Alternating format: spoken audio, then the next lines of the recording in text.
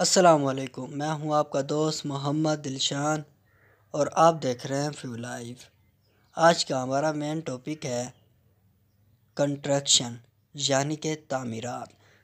تعمیر کی تاریخ بہت سارے دوسرے شعبوں کو بھی جڑتی ہیں، جیسے ساختی انجینئرنگ اور سائنس کی دوسری شاخوں جیسے آثار قدیمہ تاریخ اور فن تعمیر پر انحصار کرتی ہیں، تاکہ یہ جانچ پڑتال کی جا سکے کہ بلڈر کس طرح رہتے ہیں اور اپنے کارنامے ریکارڈ کرتے ہیں۔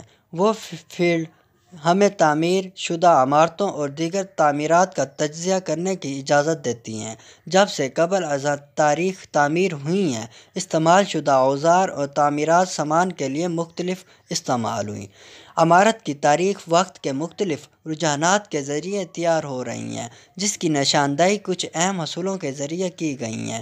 استعمال شدہ مواد کی استحکام، اونچائی اور مدت میں اضافہ، داخلی ماحول سے زیادہ حد تک قابو پانے اور تعمیراتی عمل میں دستیاب توانائی کی ڈگری حاصل ہے۔ تاریخی ترقی، جسے نیو پتھر کے زمانے کے نام سے بھی جانا جاتا ہے، اس کا عرصہ تقریباً 9000 قبل مسیح سے 5000 قبل مسیح تک تھا، کیونکہ لکڑی کا کام شروع ہونے سے پہلے عمر کا یہ آخری دور تھا۔ دستیاب اوزار قدرتی مواد سے تیار کیے گئے تھے، جن میں ہڈی، چپ، پتھر، لکڑی، گھاس، جانوروں کے ریشے اور پانی کا استعمال شامل ہے۔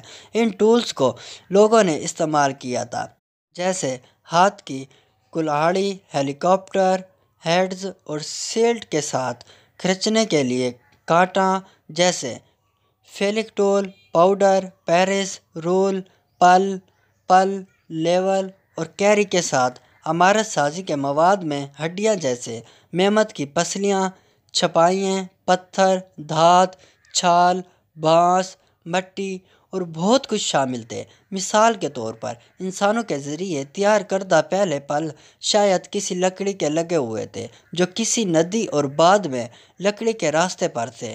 غاروں اور چٹانوں کی پناہ گاہوں میں رہنے کے علاوہ پہلی عمارتیں سادہ پناہ گاہیں تھیں۔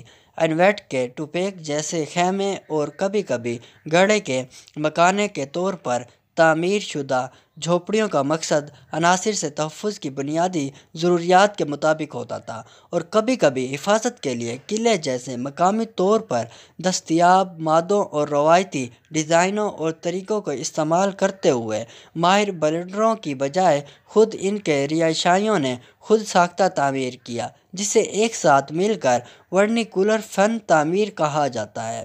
انتہائی آسان پناہ گاہ خیمے کوئی نشان نہیں چھوڑتے ہیں، اسی وجہ سے ہم بہت ابتدائی تعمیر کے بارے میں جو کچھ بھی کہہ سکتے ہیں وہ زیادہ تر اندازہ لگایا جاتا ہے، اور اس کی بنیاد پر جو ہم آج کے دور دراز علاقوں میں خانہ بدوش شکاری اور گلہ پانپنیوں کے لیے پناہ گاہیں تعمیر کرتے ہیں، اس کے بارے میں جانتے ہیں۔ دھات کے اوزار کی عدم موجودگی ان مادوں پر حدود ڈال دیے جن پر کام کیا جا سکتا ہے، لیکن اسکاٹ لینڈ میں سکارا برائے، جسے یورپ کا سب سے مکمل نیولیتھک گاؤں جیسے خشک پتھروں کی دیواروں کی تکنیک کا استعمال کرتے ہوئے آسانی کے ساتھ پتھر کے کافی ڈھانچے تعمیر کرنا ابھی بھی ممکن تھا۔ پہلی مئی کے اینٹیں جو لکڑی کے سانچوں کے بجائے ہاتھوں سے بنی تھیں، اس کا تعلق دیر سے ہے اور یہ پریکو میں پائے گئے تھے۔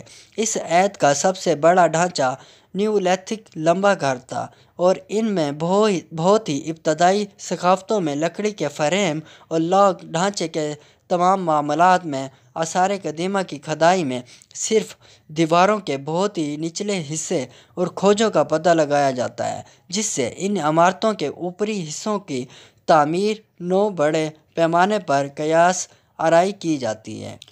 زمان کے استعمال سے خود لنٹر خود کو جوڑتا ہے۔ این ڈینالی کے جوڑ پتھر کے کام کو پہلے سے تیار کرنے کا بھی ثبوت ہے۔